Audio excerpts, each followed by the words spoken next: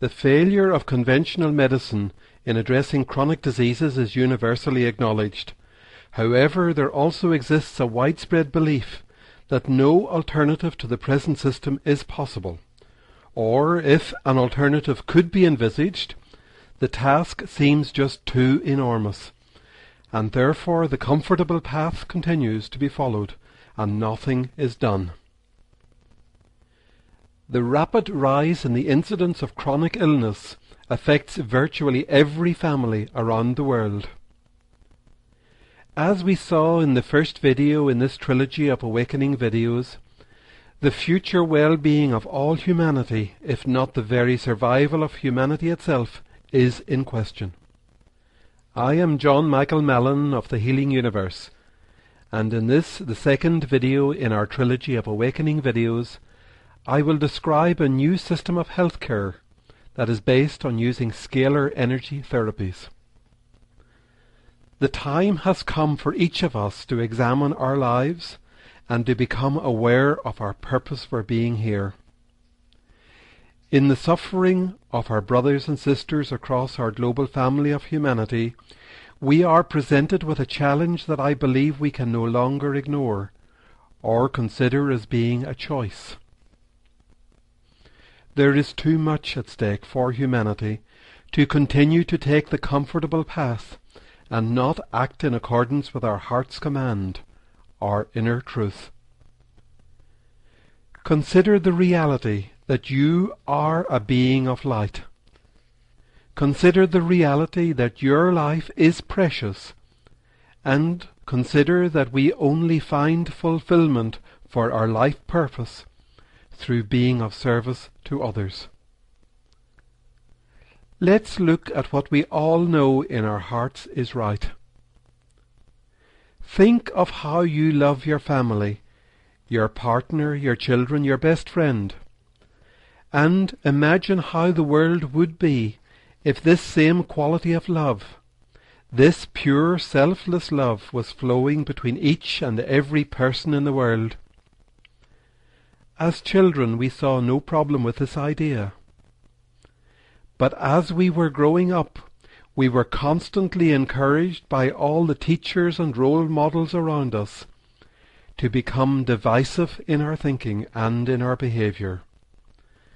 The us and them mentality was further encouraged by all types of institutions, national, religious, educational, cultural, and even sports.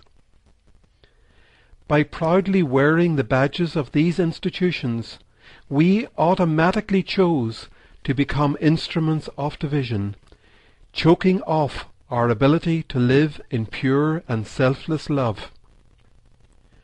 Buddha wrote, "In the sky there is no distinction of east and west. People create distinctions out of their own minds, and then believe them to be true." We are all family, all children of God, all temporarily living our existence on this little planet called Earth. How far have we as a society lost our way when we believe, for example, that patriotism is noble? Also, consider how it appears that almost every solution that is proposed to any problem is given a title of war. The war on terror, the war on drugs, the war on poverty. War invariably seems to be the preferred solution. Even in medicine we wage wars, as in the war on cancer, the war on AIDS, the war on malaria, and so on. War implies an aggressive action that comes from a mindset of arrogance, anger, despair, and fear. Eckhart Tolle defines war in this way: war is a mindset, and all action that comes out of such a mindset will either strengthen the enemy, the perceived evil, or if the war is won, will create a new enemy, a new evil equal to and often worse than the one that was defeated. So is it really surprising that drug-resistant strains of bacteria have appeared? These are, of course, perceived as a new evil, which calls for a new war. In a joint research paper, microbiologist Dr. Andersson from the Department of Medical Biochemistry in Uppsala, Sweden, and Dr. Levin in the Department of Biology at Emory University, Atlanta, wrote, "The use of antibiotics by humans can be seen as an evolutionary experiment of enormous magnitude. It is clear that the evolution and spread of resistance can be attributed to the use and overuse of antibiotics. Not so clear is whether this situation can be reversed in a reasonable amount of time." The conventional view of microbiology is that life, energy, and conscious intent do not have a place in healing. The placebo effect, which is of course widely recognized as a healing influencer, is never deliberately invoked as part of a conventional treatment protocol. The idea of life energy is not a new concept. The ancient healing systems of Ayurvedic medicine and traditional Chinese medicine that can trace their origins back several thousand years are both based on an awareness of the harmonious flow of life energy in the body, with symptoms being regarded as signals of impaired flow or circulation of life force through the body. Dr. Bruce Lipton, a research microbiologist who had the courage to step outside of the limits being forced on his research into genetics, wrote in his book, The Biology of Belief, "The secret of life is belief. Rather than genes, it is our beliefs that control our lives."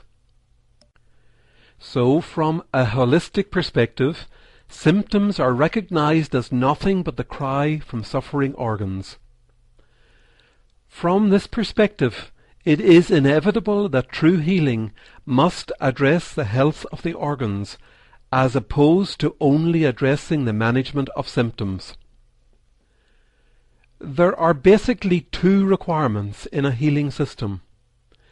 The first requirement is to eliminate pathogenic viruses and bacteria from a patient, and the second requirement is to stimulate and to improve the effectiveness of the patient's own innate ability to effect permanent healing and maintain continued health. Such a healing system, although in perfect alignment conceptually with Ayurveda and traditional Chinese medicine, is in almost every respect a polar opposite to the system we have described as the existing conventional system. In introduction to the new system we are working to establish, I will start by describing some amazing, yet generally unknown research that does not come from the mainstream. In other words, research that was performed outside of the system where tight limits were placed on the direction and scope of research of the research scientists. As far back as 1950, Dr. Royal Rife, a brilliant scientist who is widely recognized as the father of energetic medicine, succeeded in selectively destroying pathogens, bacteria and viruses, by subjecting them to specific scalar wave frequencies. He documented destructive frequencies including, for example, for tuberculosis, typhoid and tetanus, and in addition he demonstrated a 100% cure rate for terminal cancer patients brought to his laboratory from Pasadena County Hospital in California. Strong opposition to Dr. Rife's energetic medicine research by the medical establishment that was becoming increasingly in favor of allopathic or drug-based medicine blocked his further research and prevented awareness of his work from spreading across the wider medical community, resulting in his work being all but forgotten for the following 50 years. Meanwhile, several brilliant Russian physicists, including Dr. Popopin, Professor Yariev, and Dr. Kazanchev, supported by the Russian Academy of Sciences, continued to research into the science underlying energetic healing and have advanced our knowledge enormously. You can find more information on this research work and on more recent research by scientists in other countries around the world, along with copies of published research papers in the Healing Universe Library on our website. Central to understanding the scientific basis for energetic healing therapies, we need to understand the physics of DNA as opposed to the microbiology of DNA. Molecular biologists describe DNA as a genetic templating system that contains the instructions to build an organism. They have identified that less than 2% of the DNA molecule is actually involved in the genetics process. The remaining 98% that performs no identifiable chemical or biological purpose or function is referred to as junk DNA and is suggested to be a leftover from the Darwinian evolution of our species. If this is what you were taught, and therefore most probably what you have accepted as your belief about DNA, then let me say that there is more to DNA, much more. DNA exhibits some truly amazing energetic properties. It actually emits and absorbs light that has laser-like characteristics. And it also responds to sounds, as in music and the spoken word. By these scalar energetic transmissions, cells absorb information from their environment and emit information to their environment. In this way, disease information or health information is transmitted between cells and between cells and their environment. DNA also exhibits several extremely unusual characteristics that in physics we associate only with a special class of materials called exotic materials, including behavior as a superconductor and as a liquid crystal. And perhaps even more amazingly, it demonstrates the super exotic characteristic of being able to create what we refer to as magnetic wormholes, which are tunnels through which information can flow across boundaries between our familiar space-time universe and parallel universes.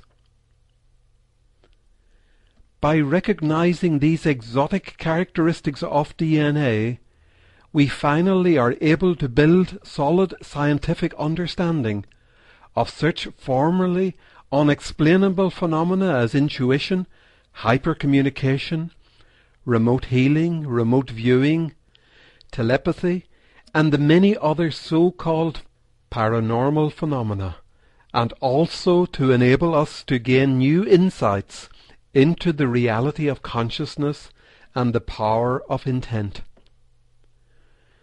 More detailed information on the physics of DNA and on scalar energetic-based healing in regard to chronic diseases can be found on our website www.thehealinguniverse.com. An excellent presentation explaining scalar energy and scalar waves in healing can be found in the third video in this trilogy of videos, which is also available on our website.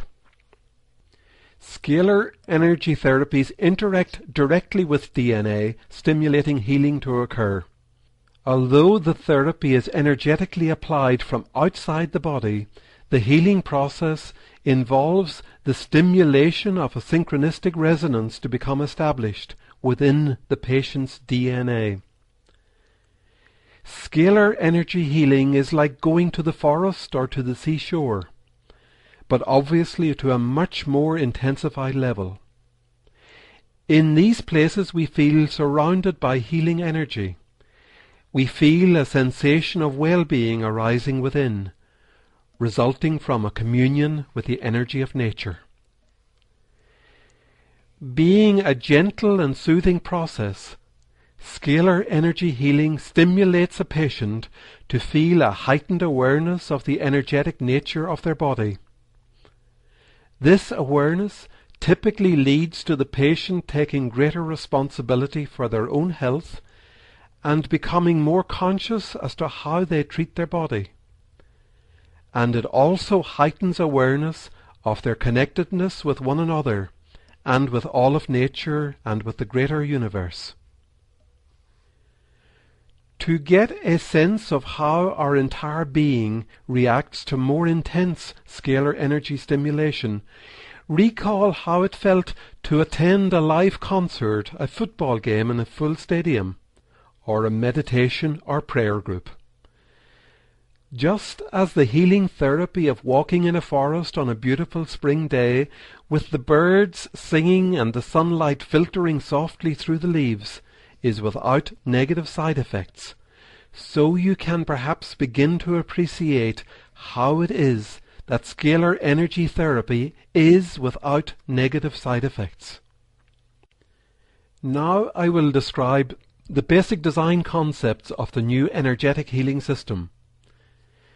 In creating the core element from which this new healing system is constructed, we recognized the importance of ensuring that it contained purest light and most perfect form. After all, only from purity of heart can a pure system evolve. Within what we describe as the DNA of the core element, we enshrined one golden rule, and that is, healing must be free and available to all. This golden rule ensures that no destructive motivation can exist which could corrupt the purity of purpose, which is to serve all humanity with humility, compassion, and love. Let me explain how it is that each clinic can provide free healing for all of the community it serves in a sustainable way. Two unique and extremely important characteristics of scalar energetic therapies enable this to be possible. Firstly, scalar energetic therapy devices operate with a zero consumables cost. Only electrical power is required. And secondly, scalar energetic devices are perfectly suited for use in group-based treatments. By the use of group-based therapies, the time allocation of clinic staff for each patient treated is reduced to an insignificant level, and hence the associated staffing costs are minimal. The cost of setting up a clinic, installing treatment devices and training staff is paid for from the Healing Universe Fund, so only the ongoing running costs are required to be generated locally by donations from patients and from the community.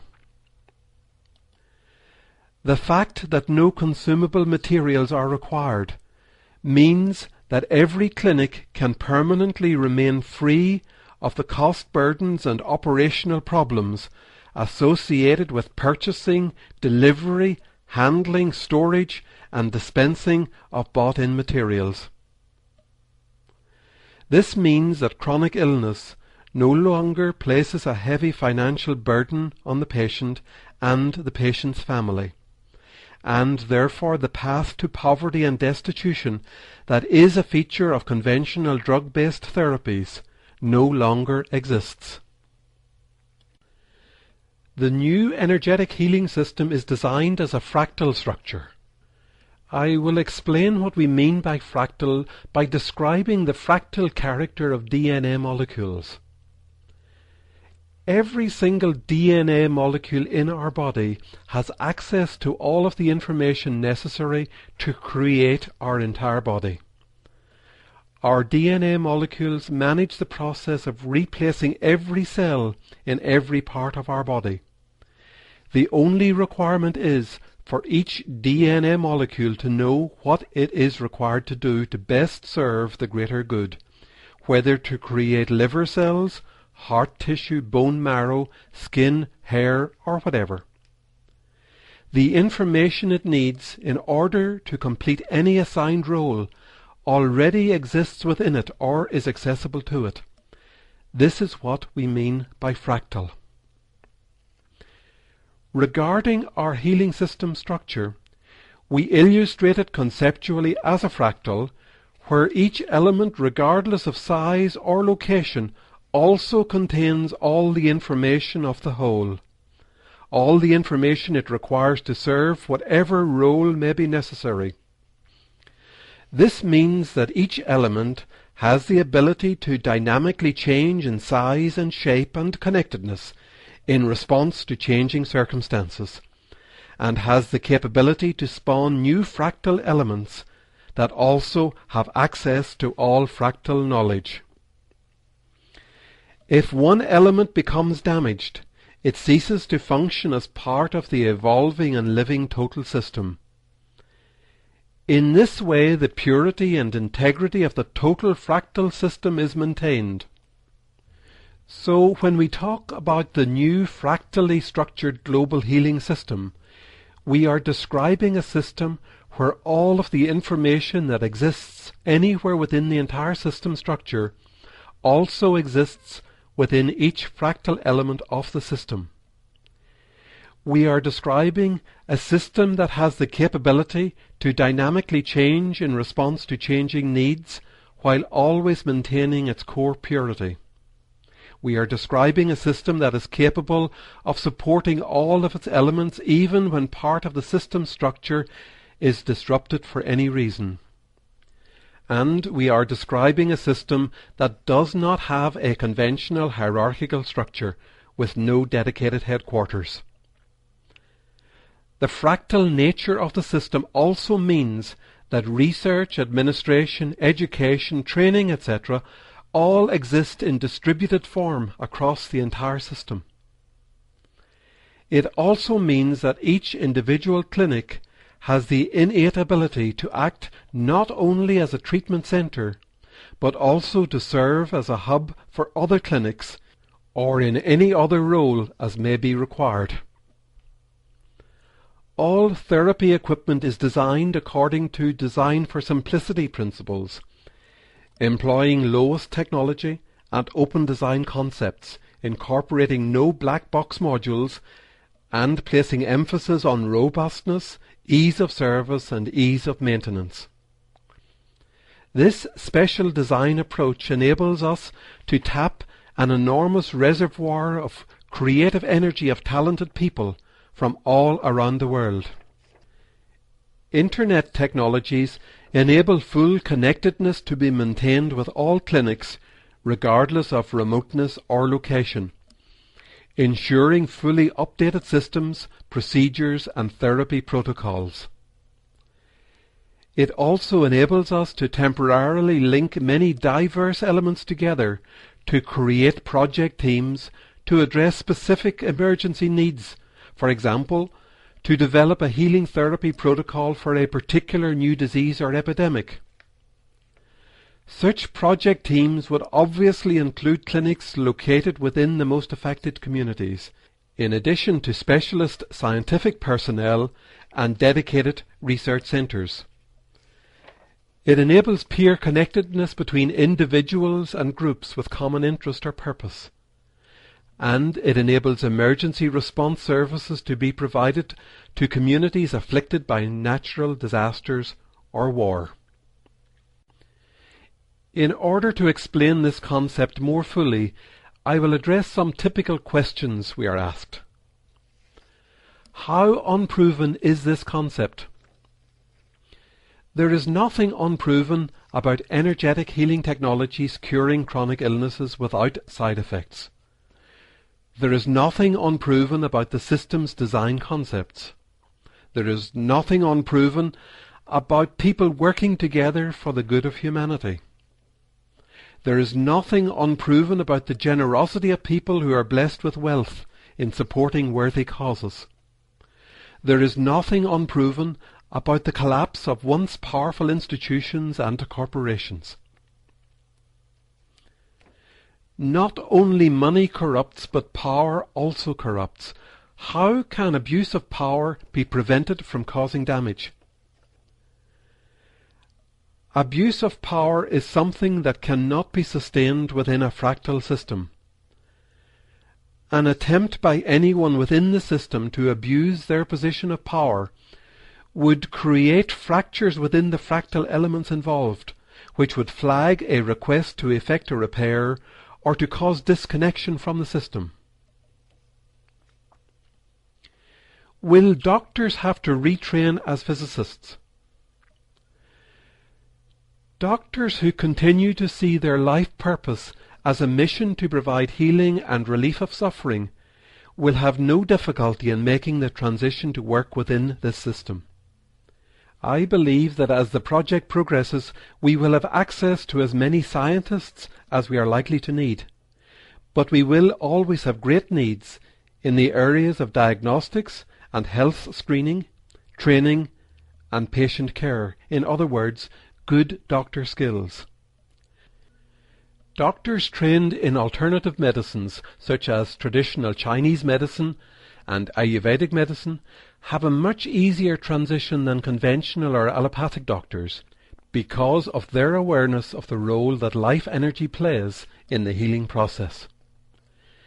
Many nurses and therapists within the conventional medical system are also practitioners of channeled energetic therapies. Many are also familiar with particular energetic therapy devices that may be purchased as research devices from independent researchers. Needless to say, these individuals already have crossed the threshold. Aren't you concerned that others will steal your idea? I don't think there is much of value to steal, at least in monetary terms. I am finding difficulty in imagining why anyone would be interested in stealing something that is guaranteed to provide no financial reward. I would, however, like to re-emphasize some points I touched on earlier about the role of money in healing. If one were to expect to make profit from healing, then we would be behaving no differently than the profit-oriented pharmaceutical companies. Healing must be provided free, no excuses, no caveats. Everyone, of course, is entitled to make a living by their labours, but to make wealth from the weak and suffering who are in no position to negotiate is not acceptable. Healing is not something to be purchased. It is the birthright of every person on our planet. Healing clinics cannot be enterprises of profit. Is there not a risk that big business interests will shut us down? We certainly expect that to be their objective, and it is our collective responsibility to ensure that that will not happen. We expect attempts to sabotage or compromise our communications and computer systems. That is an engineering problem which is well understood by design engineers. We also expect highly funded media campaigns that will attempt to create a climate of fear by making claims of health risks and dangers from our therapies. This is something they will feel obligated to do in order to protect their business interests. It is something we cannot avoid, but we know that it will diminish when we can succeed in having honest examination of results. And this will happen when the pressure of popular support can no longer be resisted. In order to minimize this unhelpful attention while our project gathers speed, our early focus is on establishing clinics in poorer third world communities, not because people in these communities are any more in need than people in first world communities, but because the value of a patient from the third world is much lower than the value of a patient from the first world.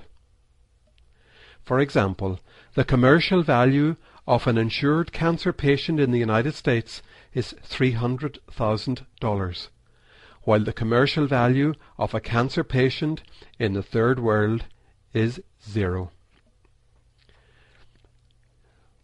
We will never get these therapies past the FDA. Of course not.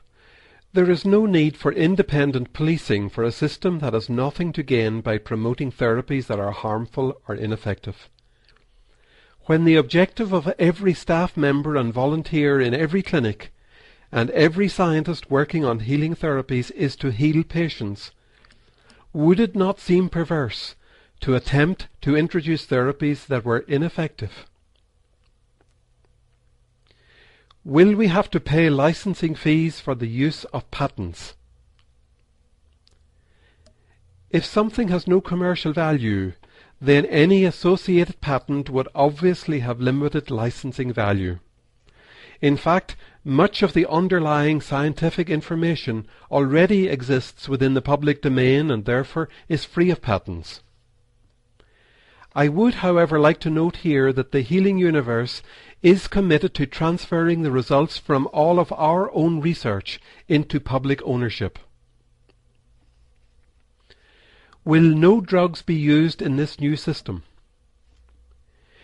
We see absolutely no value in continuing with the failed practice of using pharmaceutical drugs to treat the symptoms of chronic diseases, whether we are talking about cancer or malaria or HIV/AIDS. We see no exceptions.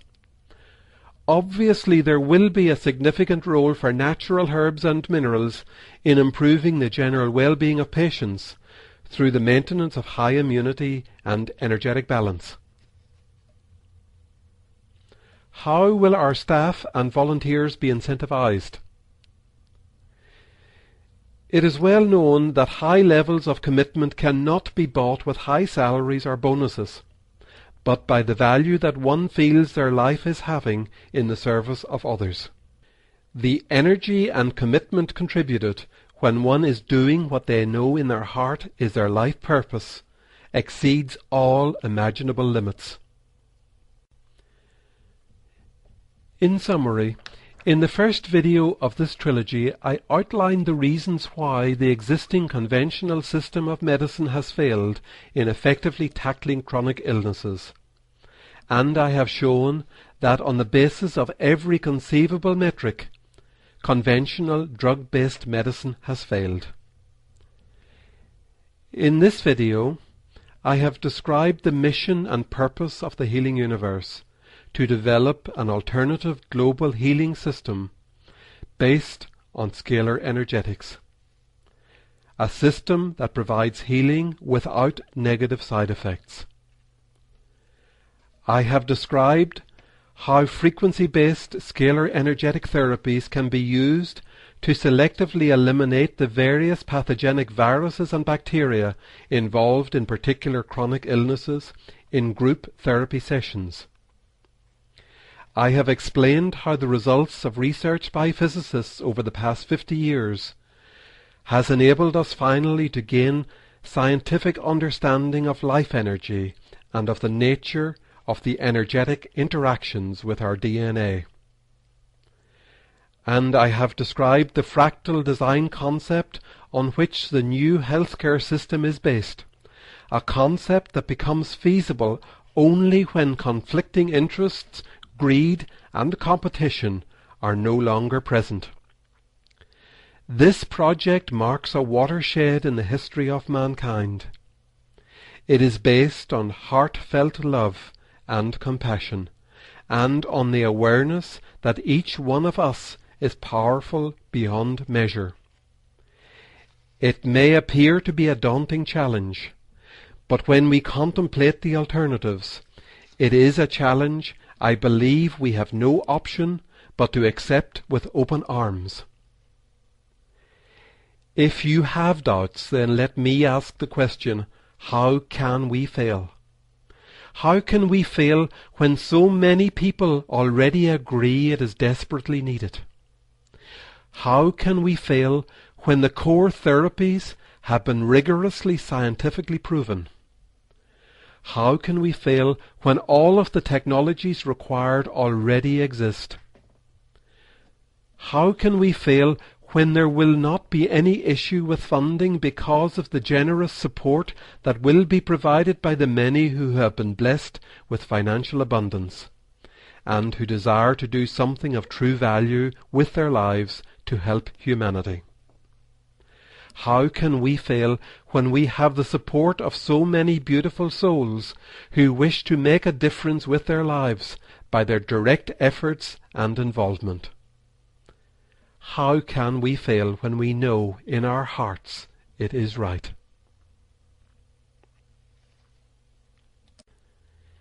We have reached a threshold, a defining moment, a time when each of us is being asked to acknowledge our humanity, to awaken our inner truth, and to question our life purpose. We are being challenged to forego the comfortable path of inaction and to radiantly express the fullest beauty of our hearts. As Mother Teresa wrote, "I am a little pencil in the hand of a writing God, who is sending a love letter to the world." We sincerely hope that you will join with us in the writing of this letter of love. So please send us an email and tell us your desire to participate with us in doing something of enormous value in the service of humanity. I thank you.